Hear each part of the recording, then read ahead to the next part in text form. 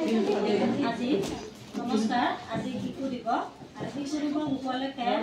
আমাৰ অংগনবাড়ী কেন্দ্ৰত অকণমান খেল ধেমালি বা গানৰ নাচৰ হৈছিল আৰু আজি আমি সকলোৱে মিলি মানুহে মানুহৰ বাবে গীত পৰিৱেশন কৰিবলৈ ডক্টৰ ভূপেন হাজৰিকাদেৱৰ